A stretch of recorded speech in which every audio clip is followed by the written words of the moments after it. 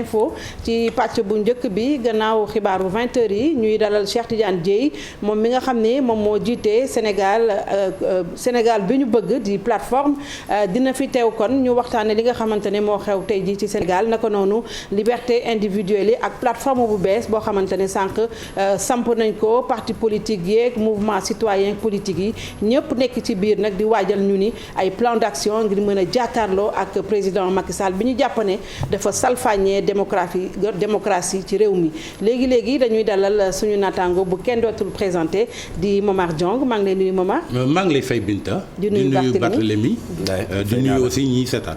merci ñu ngi lay fay bu baax Momar lu ñuy dooree moom mooy déjà sànq préfet de Dakar dégg nañ ko bu muy génn mu yëkkati kàddu yoo xam ne ñu bari ñaawlu nañ ko nee nañ ñu gazé ñëpp ñoo xamante ni ña nga fa woon gazé yaakaar naa ni moom mooy sànni nit ñi ay lacrymogène rawatina sax mu ne journaliste yi fa nekkoon yow en tant que journaliste lan mooy sa réaction ci loolu. waaw defe naa tey dënn yi jógoon nañu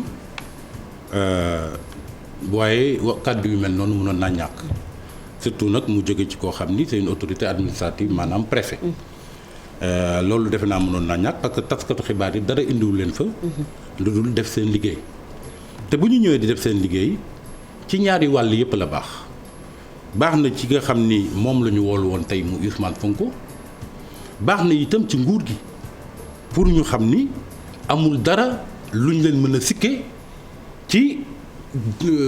rapport bi ñu amoon ak Ousmane Sonko maanaam force de l'ordre di fitna luñ ko defuñu fa luñ fa warul def taskatu xibaar daal dafa baax ci réew parce que dafay tax lépp loo xam ne dañ koy def ñu def ko ci sàmm yelleef ak àq doomu aadama loolu nag lañ doon def defe naa passé woon nañu rapport yu mel nii parce que quand même de plus en plus taskatu xibaar yi ak alkaat yi même bu fekkee léeg-léeg mu am ay xët-xët ci seen liggéey ci wàllu terrain bi demoon nañ ba nga xam ne diggante bi xawoon na quand même.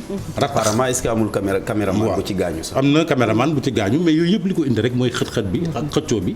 waaye préfet yi mu wax tey kàddu yoo xam ne la képp kuy journaliste war nga ko ŋàññ naqarlu ko. parce que encore une fois ay journalistes yu ñëw def seen liggéey ñooñu jotewu nekk dara ay force de l'ordre bañ leen di gazé. absolument ñu ñëwaat ci mbir mi nga xam ne moo xew tey ci Sénégal muy Ousmane Sonko mi nga xamante ni ci ndorteel ga dafa am ko tuumaal wàllu viol mbir mi am na ci procédure bu mu waroon jaar ba egsi ci attekaay ba tey jii nag la waroon wuyu ju juge ba waaye li ca xew ñu bare gis nañ ko mujjantal gi ñu ne jàpp nañ ko ba mi ngi nekk en garde à vue ca brigade de recherche gendarmerie Colobane xëy na sénégalais yi am na ñu bëri ñoo xam ne comprendre ñu ce qui s'est passé. waaw defe naa li xew mooy Ousmane Sonko biñ ko wooloo tey dégg naa 9h-5 la jógee këram. demoon pour wuy ci juge 8e cabinet bi nga xam ne moo ko waroon déglu waaye bi mu génnee am na ndiiraan gu ko topp. bi ko ndiiraan gi toppee jël na yoonam di dem.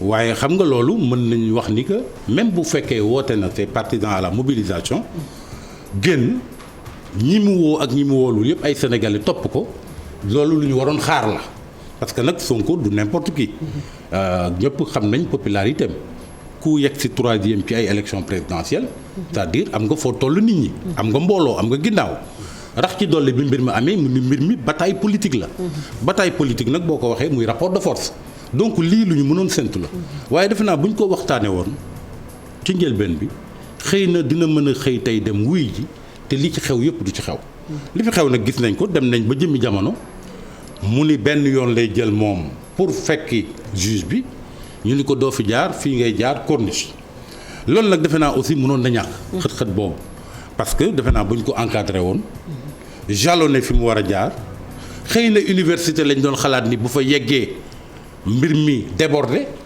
ba ëpp seeni loxo waaye foofu tamit mënoon nañ ko contenir. mu dal di dem mais est-ce que doon na yomb surtout à hauteur de l'université. non déjà que bi mu génnee këram. am na foule bu ko topp donc au fur et à mesure muy avancer fii foule bi di yokk. je pense que bu demee ba université là également day. mais Barthélémy lii du fi guléet amul benn kilifa politique bu am dayoo bu mel ni Ousmane Sonko buñ fa mës a woolu muy wuy ji te ndiiraan topp ko. ba ci Macky Sall mi. ba ci Idrissa Seck. ba ci Khalifa Sall amul kenn ku ñuy woo ngay nekk ci langue politique bi te ñi nga xam ni ñoom ñoo ànd ak yow te bëgg fësal jàppale bi ñu lay jàppale duñ la topp. ndiiraan gi ñu la topp léegi nag daal du problème. force de l'ordre yi ñoo waroon jël ay dispositions comme waxtaane wu ko woon ci njëlbeen ba nga xam ni xëy na dañ organiser ni muy demee parce que nag ñi yor sécurité bi sax waroon nañ mën ñëw jege ci kaw Sonko ni ko dafa nga war a dem wuy ji waaye dañu bëgg a xool waxtaane naka lañ koy defee ba du jur benn jafe-jafe ci sa sécurité ak sa protocole ak ñun xam nga buñ ko waxtaane woon noonu xëy na lii mën na ñàkk. mais ci kaw lan la ñuy sukkandiku pour ne ko yow léegi dañ lay toppee trouble à l'ordre public. waaw loolu moo jaaxal ñu bëri. parce que quand même gis nañ image yu am parce que ñu bëri ñu ko doon wane ci télévision ak ci réseaux sociaux yi Ousmane Sonko génnul benn yoon ci otoom toogoon ci otoom li ci ëpp rax ci dolli itam gisuñu ko mu participer donc ci ab manifestation loolu moom dina ma jaaxal ñu takkal ko ci lu mel noonu waaye ci li ma dégg ñenn ñoo xam ni seen xam-xam dafa màcc ci wàllu yoon wax mooy saisine bi nga xam ni ay député opposition dugal nañ ko conseil constitutionnel dafa suspendre lever immunité parlementaire pour Sonko. ba nga xam ne dafa mel ni. ba conseil bi di wax. waaw dafa mel ni ak procédure d'audition. dafa mel ni dafa garder woon donc levée de immunité parlementaire. te loolu bu amee juge d'instruction bi ko convoqué woon li muy def rek mooy mujj ko bàyyi mu delluwaat këram xëy na delluwaat boobu lañ doon bañ. ak li nga xam ni moom la ci mën a am ci succès xëy na moo tax ñu indi après beneen charge bu ñu ko toppee. mën ko arrêté ko ci saa si. man loolu laa jàpp. loolu nag defe naa dafay tax nit ñi bàyyi xel ca la Sonko doon wax ca njëlbéenu kàddoom. ni mbir mi complot la man damay leeral ci wàll woowu benn mbir xam nga dafa am complot. complot mooy loo xam ni yëguloo tinuloo laalewuloo ci. ñu defar ko ba mu jekk lal ko. ay nit la fexe takkal la ko. loolu mooy complot. waaye man dama jàpp ni mbir mi mën naa bañ a doon complot. mu nekk piège waaye nag ndëgg sërëx la. mooy piège. ndëgg sërëx mooy nit fekk la ci looy def. wala yoon woo war a jaar mu tegal la piège. pour faqatal la. nga jaar ci dama jàpp ni xëy na looloo am te mu doon loo xam ne nag mel na ni yàgg nañ ko waajal. li tax ma ni yàgg nañ ko waajal mooy mbiru viol. lañ ne lañ ko toppee. ci Adji Sarr moo ko topp. gis nga biñ fi jëlee viol di ko voté assemblée di ko criminaliser xëy na am na ñoo xam ni artu woon nañu waaye bàyyiwuñu woon xel ci li ñuy def. ne woon nañ lii ba fa muy mujje mën na doon une arme politique. am nañu waxoon loolu. ne mën nañu jël ëllëg nit. takkal ko mbiru viol criminaliser ko xañ ko ay droits civils et politiques am muy benn ñaareel bi weer yi ñu génn gis nañ ne dafa doyen des juges dafa jékki-jékki rek clôturer le dossier sur les 94 milliards. mu jaaxal ñu bëri dossier bi Sonko soulevé bi nga xam ni Sonko moo déposé woon plainte. nekk ci partie civile. mu niilool ko jël dossier bi clôturer ko est-ce que du dañ doon waajal. ñaari dossiers yi tombé. muy benn muy ñaar ñetteel bi mooy gis nañ ku mel ni Ismaïla Madior Fall mu def benn émission génn wax ni ay la yéwén Ousmane Sonko mooy chef de l'opposition. est-ce que du lu mel nii itam lañ doon waajal.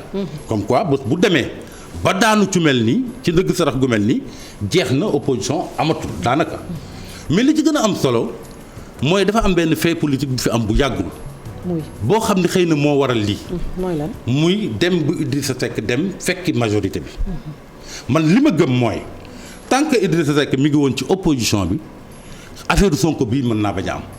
parce que li tax muy bañ a am mooy bu fekkoon Idrissa Seck taxaw na fi mu taxaw nekk ci opposition bi te ay jamono ñu doon wax naan moom moo war a nekk chef de l'opposition wala Sonko moo koy nekk. bu ñu daanalee Sonko ci lu mel nii dañuy xàllil yoon Idrissa Seck. daanaka nit ñi àndaloon ak Sonko wala nit ñi ñëpp dañ koy jox seen bopp. te bu boobaa day doon mbër moo xam ni xëy na mën naa am doole. en face du pouvoir. donc si waaye léegi. bi mu demee ba fekki ñu xam ne dara amatul ci wàll bi. boo daanelee Sonko tey day mel ni y a un néant. ci kanamu président Macky Sall. donc thèse yooyu daal boo ko dee xool. da ngay gis ni mbir mi di tegaloo. nga yaakaar ni xëy na lu ñu yàgg a togg la. séquencé ko ba yegg si ci lu mel nii. te li xew tey wane na ni que thèse complot bi quand même naqari naa bañ a gëm. surtout bu fekkee ni dañu porox ndollu ci li xew tey pour yokk charge yi ci Ousmane Sonko. donc c'est un combat contre l'opposition.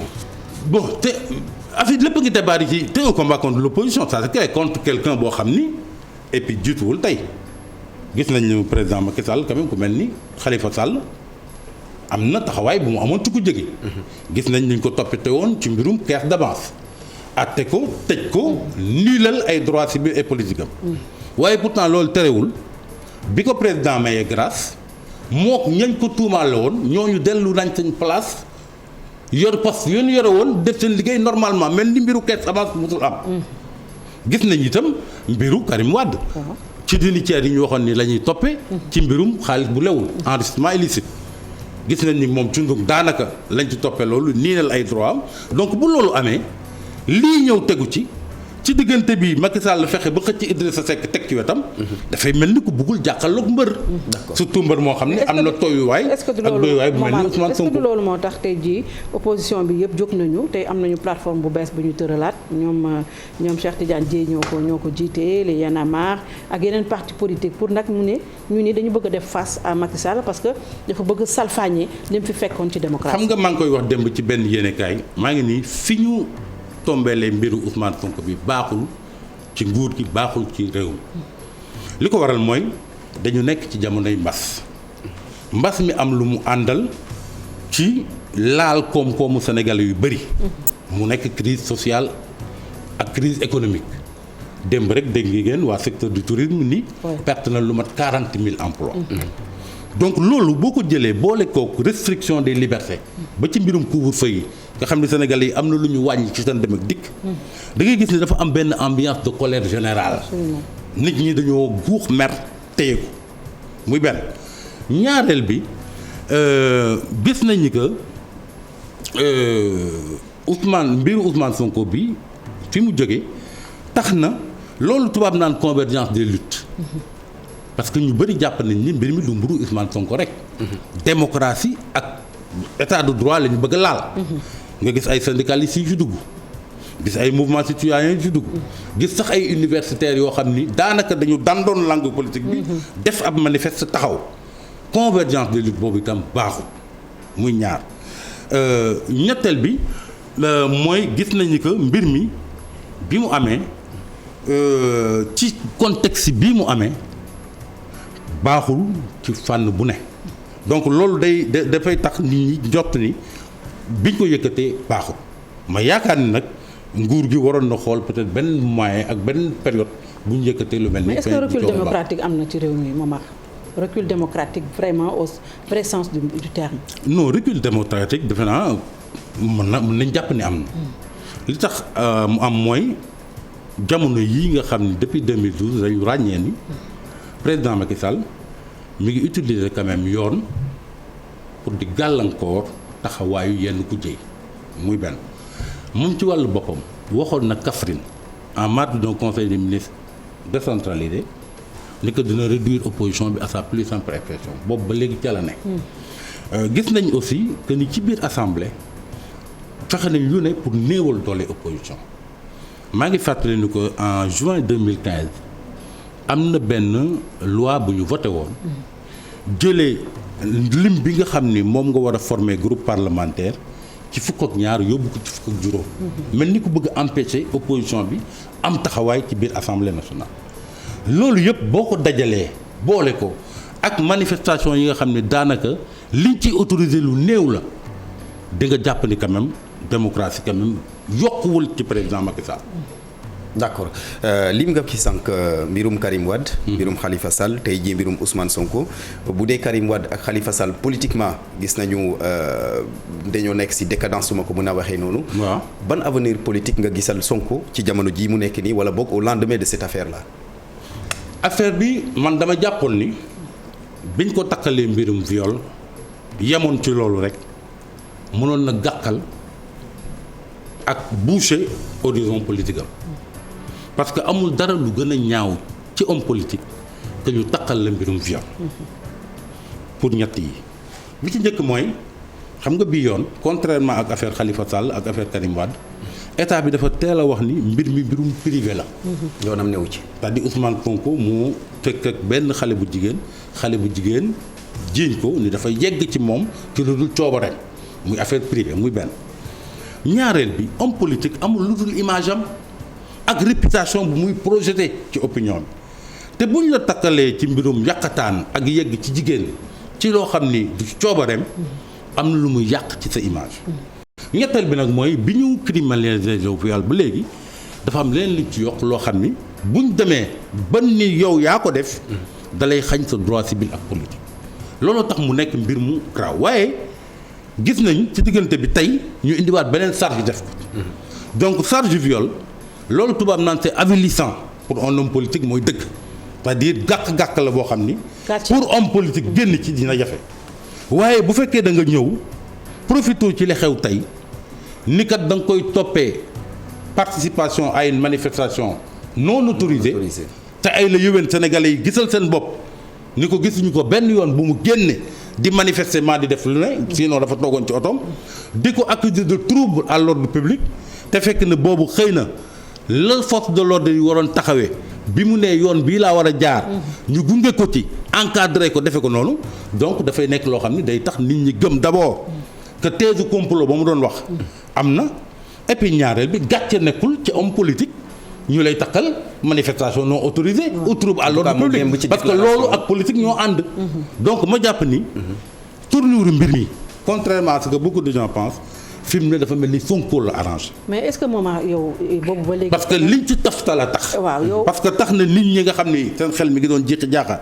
ñu jàpp ni ay la yëwén. waaw complot la parce que dafa mel ni dañu bëgg yokk saa démb nee na yokk nañ ci dossier bi appel à l'insurrection. waaw njortoon moom ci wàllu boppam xëy na njortoon na lu mel nii. parce que démb ne woon na am na leneen lu ñu bëgg a yokk ci biir dossier bi. ci dossier bi xëy na loolu moo fay teg jàngat Momar nga def ci mbiru Sonko bi bu mu commencé ak ba léegi yaa ngi koy suivre yow lan moo ci sa gis-gis réellement. waaw sama gis-gis mooy ni ma ko waxee sànq rek jàpp naa ni du complot en amont c'est-à-dire du loo xam ne nit ñi dañu togg ko Sonko fekkewul tinul ñu jël ko yàq ko teg ko ci kawam waaye nag li am mooy dugal nañ ko ndëgg sarax c'est-à-dire gis nañ foo xam ne ma ngi fay dem di fa am ay fréquentation ñu ni xaaral ñu jaarale ko foofu pour bu boobaa mu doon. foo xam ni lii da koy topp mais man li ma bëgg mooy naka nga gisee bi mbir mi dooree. moom li mu ci wax ak fi mu yegg si ak li mu mujj wax yëpp ak procédure bi jaarul yoon bu ñu teggee sama immunité dinaa dem foofu yëpp ak procédure ba fu muy egg si tey yow ban jàngat nga ci def. ndax vicié na ndax salfaañe nañu say droit. ay droit am. ci mbir mi. non jàpp naa ni salfaañe guñu ay droit am. immunité parlementaire bi nu ñu ko yëkkatee yow di jàpp nga ne li ñuy wax ne x lañ njëkkoon a indi mu indi coow commission ad hoc bi am ñu démissionné ñu dem ba ci biir ñu ne saisir nañu conseil constitutionnel parce que mbir mi jaarul yoon pour ñu annulé ko. waaw loolu moom immunité parlementaire. bi ñu sàkkutee ni dinañ ko yëkkati xamoon naa dinañ ko yëkkati quel que soit alpha parce que lii nag du fi guleen. moom moo ko sàkku sax. waaw moom ci wàllu boppam. ci déclaration bi mu njëkk a def bi mbir mi éclaté dafa ni bu ñu dindi sama immunité ci saa si ma dem wuy ji yoon muy benn xëy na nañ ko defee jaar na yoon ak jaarul yoon am na sax ñu ni warul woon sax xaar ñuy dindi mbalaanu kër laayam moom xëy na waroon naa mën a démissionner pour dem setal boppam ci lu mel nii waaye xam nga mbiru politique la te ku ndëbbin rey sa maam boo gisee lu ñuul daw xëy na gis na fi ñu jaarale woon ñoo xam ni ñoo ko jiitu woon ci wàllu politique muy Karim ak Khalifa mu jaax njort ni lii ndëgg sarax la complot bu ñu teg mu bañ leen ko yombal defe naa loolu moo waral loolu léegi nag ci ginnaaw gi kàddoom changé na parce que li mu njëkk a wax mooy du ma dem ba mu yàgg mu nangu ni day dem ma yaakaar nag ñett ko waral xëy na benn bi mooy dem na ba rendre compte ni que bu demul la mu waxoon dina waroog la mu njëkkoon a wax muy benn ñaareel bi loolu ñuy wax mandat d'amener mënoon na ko ci fekk te loolu itam du loo xam ni quand même day yëkkati cëram au contraire gàcce la ci un homme politique ñu woolu la nga bañ a dem ñu lay jël si par la force te lépp xaj na ci ñetteel bi mooy lii loolu tubaab naan bataille d'opinion loolu la c'est-à-dire mbir bu mel ni bu amee ñaari tribunal la am benn tribunal bi mooy fa ñuy àtte fa ba xam ne nekk benn mais beneen tribunal bi mooy tribunal de l'opinion. maanaam dafay am bataille d'opinion xam nga boobu ba léegi ñaari wàll yëpp ku nekk yaa ngi xëcc ci sa boor. pour wan nit ñi que yow yaa am dëgg. donc bu fekkee moom dafa ngoyoon rek ci bañ a dem ñi ànd ak moom sax xëy na dañuy dem ba yàgg ñu am jiixi jaaxa. mais est-ce que médiation ni kii maadu li ko tuumal du moom moo ko def. est-ce que médiation bi amu ci solo aussi. médiation bi defe naa am na ci solo ak kilifa diinam boobu ñuy wax sëñ Abdou Mbacké nga xam ni moom it wax naa ak moom ba soññu ko ci pour mu dem parce que loolu nag taxawu kilifa diina la.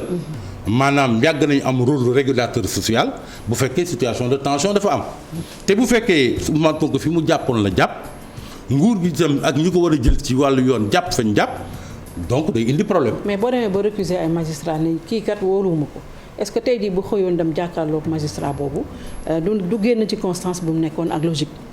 waaw mais xam nga mun nañ comprendre que position am quand même évoluer par rapport ak situation de tension bi ñu nekkoon. parce que nag am na nu mu doon demee mu mooy fi mu ngi mooy lépp lu mën a juddee ci mbir mi bu boobaa ci ngoddam lañ koy teg. d'accord te dëgër bopp nag ci situation yu mel nii aussi baaxul des fois war ngay fàtte sa bopp jiital jàmm réew mi ak calme bi ak njëriñu intérêt réew mi defe naa loolu moo waral xëy na mu dellu ginnaaw ci loolu. d'accord boobu ba léegi Sonko mu ngi tenir un discours du genre dañuy xeex. nañu résister ainsi de suite tey gis nañu journée mouvementée yàqu-yàqu yi bëri na saccage pillage partout est-ce que hommes politiques yi également ñi nga xamante ne ils aspirent à diriger le pays bien sûr est-ce que waruñu parfois bu yi amee ñu xoolaat seen discours. loolu lu war la waaye nag damay fàttali ni moom il a appelé à la résistance. oui. may fàttali ni que appelé à la résistance ci homme politique tekkiwul ni lañ taxaw jaamaarloo wu xeex. ba dinañu fexe. ba suñu àq kenn du ko salfaañe defe naa am na kuréel sax ci langue politique bi tudd Front national de la résistance loolu am na loolu il faut que aussi ñu nangul ko may fàttali ni ko aussi bi Ablaye Wade ak PDS tolloo ci jamono jii nga xam ne Sonko ci la toll woon muy mbirum enrichissement illicite bi ñu ko yëkkatee viité Karim ak ñeneen ñu mel ni moom dafa ni woon xeex bi dañ ko def ci ñetti fànn nañ ko def ci plan judiciaire bien évidemment parce que fond bi nag c'est judiciaire waaye dinañ ko def ci plan politique parce que xeexu politique la itam waaye dinañ ko def aussi au plan médiatique defe naa laata ñuy tàmbali plan judiciaire bi action judiciaire bi c'est-à-dire Sonko dem di fekk ji juge bi pour juge bi déglu ko ci mbir mi dans le fond tàmbali na woon moom le combat au plan politique ak le combat au plan médiatique looloo waral sorties yu bëri yi nga xam ne def na ko parce que aussi il faut nga yey askan bi wane que vraiment liñ lay tuumaal complot la ndaale woo ci taqe woo ci là c'était une bataille boobu ba léegi mi ngi koy mëne moo waral sorties yu bëri yu muy def ba démb ci guddi ñaareel bi itam bi mbir mi amee woowoon na ay ñoñam ne leen nañu mobiliser Macky Sall yàgg na faagaagal ay hommes politiques waaye bii yoon du yomb wane dooleem wane mobilisation et cetera loolu moom seddu nañ ko ci mbir mi. est-ce que Momar ci mbir mi dañoo gis opposition bi yëpp ñu ngi mel ni dañu nekk en effervescence. est-ce que duñu profité wuñu ci Ousmane Sonko pour rebondir parce que opposition bi pratiquement existé tul woon. waaw mais xam nga lu nekk dafay am lu koy waral. parce que nag bu ñu waxantee dëgg situation de consensus moom la Sénégalais yi doon gën a xaar que situation bii ñuy assister. xam lu ko waral xam nga dañu génn ci élection présidentielle Macky Sall gagné ak anam yi mu gagné opposition bi ñu nanguwuñu ci ni mu gagné waaye nag du tax ñu dem ci yoon parce que dañuy bëgg réew mi bañ a nekk ci ay jafe-jafe ak ay crise post-électorale muy doon loo xam ni nit mën na ko rafetlu ci taxawaay. mënoon nañu c'est une attitude responsable. ñu daw diir président Macky Sall itam def benn action boo xam ni ñëpp dañ ko doon rafetlu. mënoon na ni man gagné naa avec 58% mën naa gouverner am naa sama majorité donc faalewu ma ñi ma gagné mais tàllal na leen loxo ni leen kaay la ñuy waxtaan ñooñu itam am loo xam ni attitude bett sénégalais yu bëri la parce que yàgg nañ ko lànkal waaye ñu ñëw nangu toog ak moom pour waxtaan mu dialogue national ñu daw diir xalif général des mourides woote ci Masalikul Jinaan bi ñu koy inauguré fekk diggante Ablaye Wade ak Macky Sall rattaxul woon. mu fexe ba rattaxal diggante bi mbiru Khalifa Sall itam boobu mi ngi woon sur le truc ñoo bi ñu essayé ba foofu itam ñu élargir ko jàmm am Covid bi ñëw bi Covid bi ñëwee fekk ñu ci dynamique boobu Macky Sall woo askan wi yëpp opposition fekk ko force politique fekk ko mouvement citoyen fekk ko leader religieux fekk ko ñëpp def bloc ni lii ñëw di raam di ñëw ci réew mi doon na loo xam ne dafa war a tax ñu doon benn pour jàmmaarloo ak moom mais consensus boobu bi mu yàqoo ku ko yàq dafa mel ni président Macky Sall moo ko yàq parce que bi consensus boobu amee gis nañ ni ñu gérer Covid bi tax na mu indi jiixi jaaxa ci xelu ku jegi ba ñu bëri nga xam ne joxoon nañ ko seen bopp ànd ak moom ñu def benn say ñooñu itam deltu ginnaaw réviser waat seen position mais ma jàpp ni nag loolu li ko waral mooy dafa mel ni xëy na président Macky Sall ci boppam même bu fekkee mi ngi woote consensus